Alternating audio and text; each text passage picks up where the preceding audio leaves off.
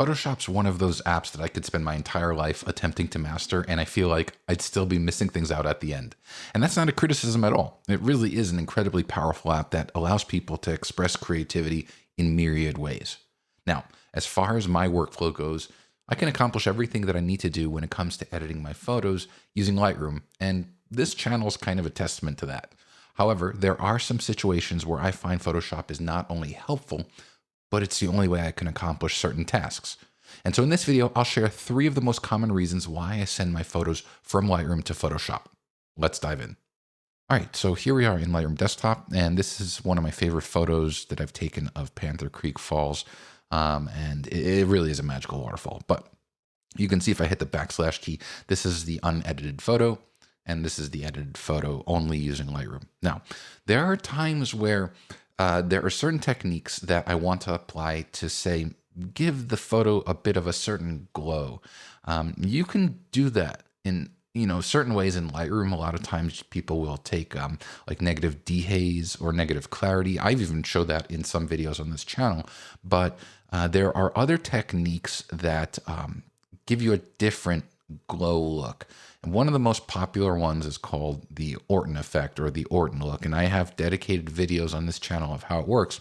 So I'll go through it pretty quickly here. But because the process of applying the Orton effect requires blending layers together, Lightroom is not really a layer-based workflow app. Photoshop is. So that's why I need Photoshop.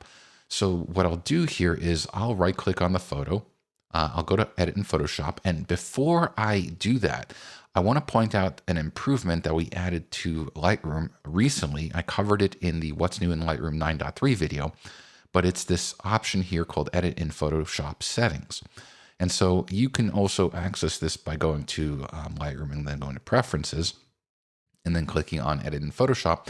But you can now choose the file format that you want Lightroom to create when it sends the photo to Photoshop, as well as these options here for SDR and HDR photos. Now, if you want to learn everything that we introduced in Lightroom 9.3, no worries, I'll leave a link to that video at the end of this one. So let's go ahead and cancel out of here. I just wanted to show you that you don't have to only use TIFF, which before 9.3 was the only option. I prefer PSD, to be honest, so I'm going with that. So once again, now that we have the photo here, it's edited, I'm going to go to Edit in Photoshop and then select Open as a Smart Object in Photoshop, and we'll bring it over. And so here we are in Photoshop. Let me just move the contextual toolbar so it's not right on the image. And so again, I'm going to walk you through this pretty quickly, how I apply an Orton effect. There are tons of different ways and different kind of theories of how to best do it.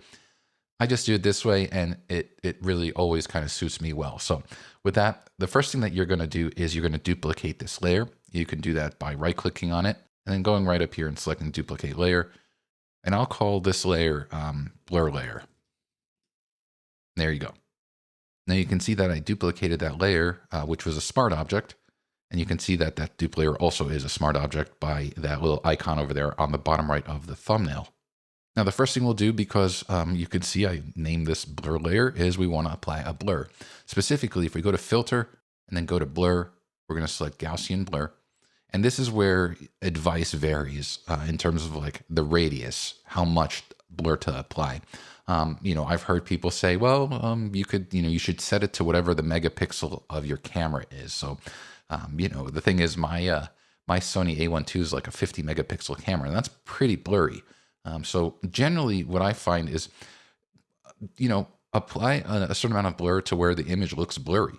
So, and that varies based on factors of the photo. So here, 16 pixels looks good to me. I'll go ahead and click on OK. And you can see we now have this blurry photo. The key is now 2 things that we can't do in Lightroom is we can't, create layers, which I just did here. Technically 3 things. We can't apply a Gaussian blur. There is lens blur, so you could kind of do that, but you couldn't blend them, which is the 3rd thing that you need to do that you can't do in Lightroom. What I mean by that is that this dropdown shows various blending modes, and you can see as I hover over them, the effect. What it's doing is it's blending the blur layer with the layer below it.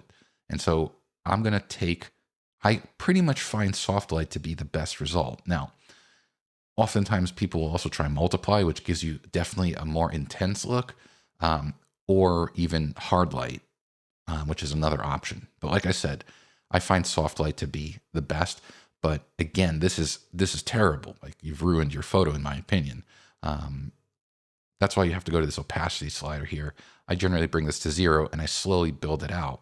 And so you can see even about halfway, the image gets this really rich glow, which I love. So, somewhere around 45%. Actually, I'm going to dial it back right there. It looks good, about 37. And so if I toggle that layer, this is the original edited photo that we sent from Lightroom. And this is the same photo that has the kind of Gaussian blur blending mode, or the Orton effect, applied to it. Now, of course, with the top layer selected, you can click on this icon here to add a layer mask. And then if you get your brush over here, make sure you have black as your foreground. What you can do is, with a lower opacity brush, you can remove or add. So with a black brush, if I want, I can hide some of that blur in certain areas if I wanted to.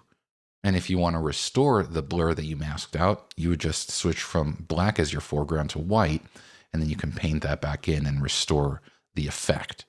And so that is one of the reasons why I still need to use Photoshop. Admittedly, I don't apply the Orton effect too often. The image has to have specific qualities where I think that certain type of glow would enhance the photo. So I feel like that waterfall photo would help. Sometimes certain like red rock photos, photos at sunset, those will benefit from it. But for the most part, I don't really use it. But when I do, it's Photoshop. Now, the second reason why I send photos to Photoshop is because there's another function that, admittedly, I've been asking for, and many people have been asking for years, and it's not here yet. I hope we do get it eventually, but it's the ability to stack various focus brackets.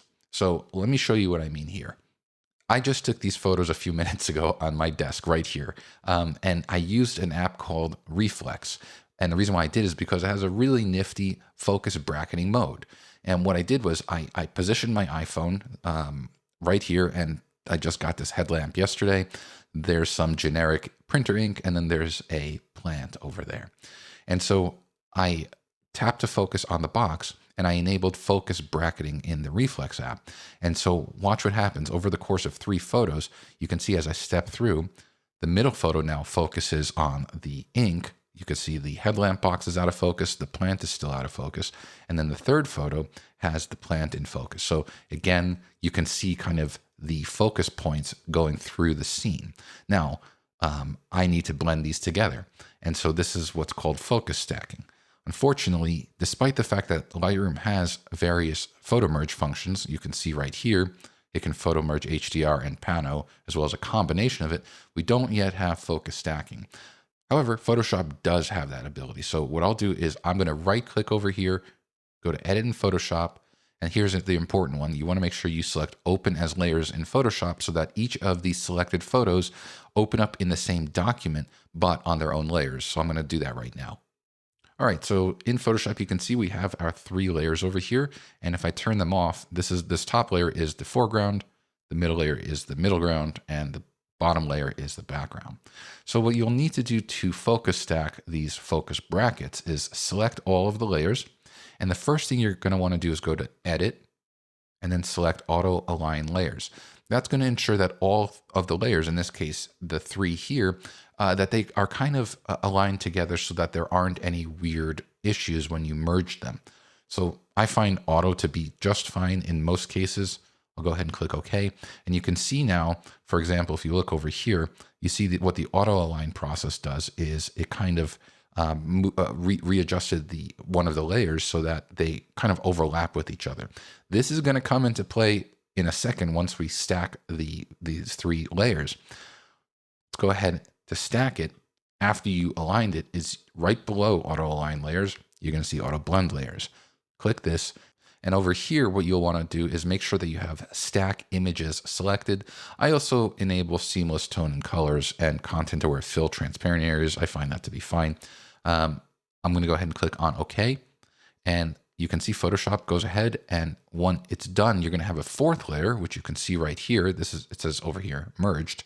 We now have the plant, the ink box, and the headlamp are all in focus. However, you can also see if I zoom in, remember the auto align had some issues here. What you're seeing here is kind of that seamless blending that Photoshop attempted to do, which, you can go ahead and fix this if you want, or it's just easy enough to go to crop. And if you want to just kind of like crop in, you can do that. It's totally up to you. But the point is, now you have this photo that, whereas before each of the 3 photos had a different plane of focus, now you have this photo where everything is sharp from foreground to background. And so until Lightroom gets its own focus stacking mode, this is something I definitely have to do in Photoshop. And it's something I do quite often when it comes to landscape photography, where I'm using an ultra wide angle lens and say, I have my camera focused on something like a rock or a leaf that's very, very close in the foreground.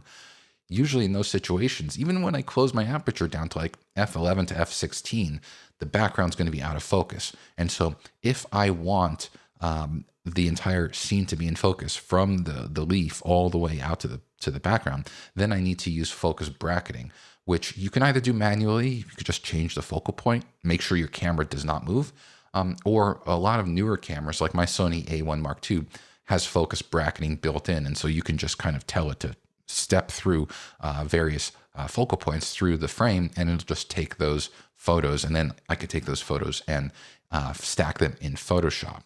Now, the third and final reason, at least for this video, why I often send photos from Lightroom to Photoshop has to do with HDR.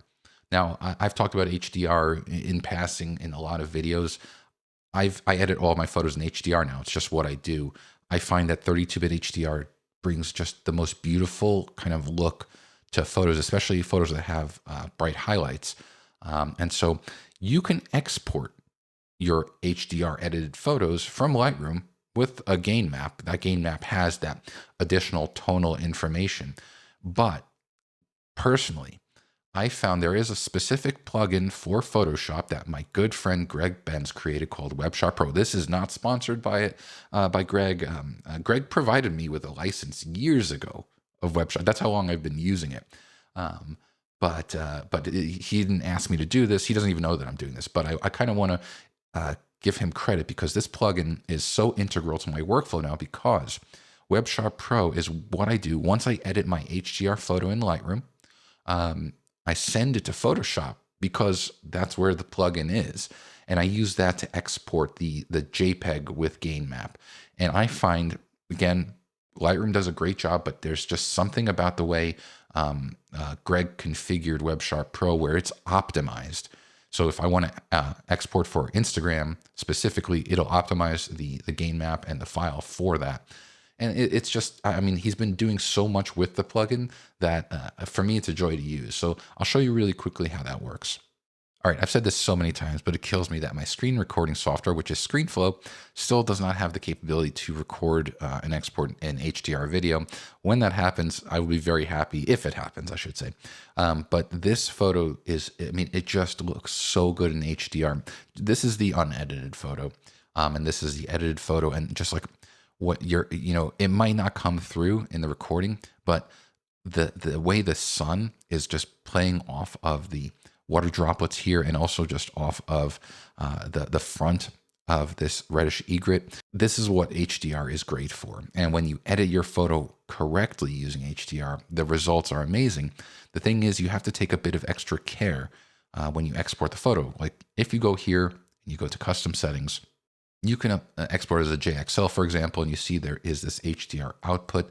There are other formats like the AVIF standard that you can select here that will include the gain map. Personally, though, like I said, I found that the results with Greg's WebShot Pro plugin is fantastic. I'll leave a link to that, to his website. If you want to learn everything about HDR, he is the HDR godfather. I'll leave a link to his website. You can learn about HDR. You can purchase the plugin if you want it, by all means. And it's no affiliate link, no nothing, just good buddy who's doing good work. But point is, spend some time on his website and learn about HDR, because I really do think that this is kind of this was a renaissance for me. Like, I go back and I'm re-editing all of my old photos in HDR, and it's like a fresh coat of paint. So I mentioned this is how you could export it with a gain map out of Lightroom. But what I do here is I'll go ahead and edit in Photoshop. I'll just send it to Photoshop like this. And you can see here, first thing, it opens up as a 32-bit document. You'll know that because it has that /32. If you didn't do something right, or HDR is not enabled, then you'll probably see a /16 or even a /8. And so you can see this is Web Sharp Pro. This is the plugin panel that I have over here. It's at the top. That's where I always put it, because it's pretty much the thing that I send images to Photoshop to the most. Like, it's the primary reason. So, I'm not going to spend a lot of time here because Greg does a great job of explaining his settings. But this is a snapshot of my settings. Now, one of the cool things about Web Sharp Pro is that because it's very likely that there will be people who will view your HDR photo on a display that's not capable of HDR, it'll open the photo up, if you enable the option, in Camera Raw. So you can adjust the SDR photo to make sure that it looks good. You can control what that SDR rendition will look like in the event that someone views the HDR on a non-HDR compatible display. One of the other things that I absolutely love, if you want to explain to someone like the benefits of HDR, there's this checkbox here called Add SDR HDR Labels. And what that will do is it will create both HDR and SDR versions of the photo identically, and you can kind of swipe between them. I've done this several times on Instagram to illustrate the benefits.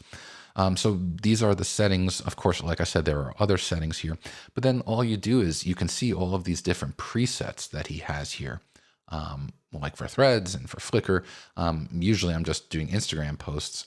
I'll open up anywhere from like 3 to 5 photos. I'll click batch. It exports the photo, and I'm good to go. And so again, the exported file, I always find to be totally optimized, and it works perfectly when uploading to any service that supports HDR. All right, so those are the 3 most common reasons why I send photos from Lightroom to Photoshop. Pretty much those are the core ones, but if you've got reasons that you send photos from Lightroom to Photoshop, I would love to know that as well, so leave a comment below. Of course, this is just a small drop in the bucket of what Lightroom is capable of. If you want to learn everything there is to know about Lightroom desktop and mobile and web, please check out my course called Lightroom Everywhere. Link is below. I also mentioned how I have this video here showing everything that's new in Lightroom 9.3, so check that out, or you can see what YouTube thinks you might like. As always, a thumbs up is greatly appreciated, as is clicking on the subscribe button and the bell icon to get notified of all future videos. Thanks a lot, everyone.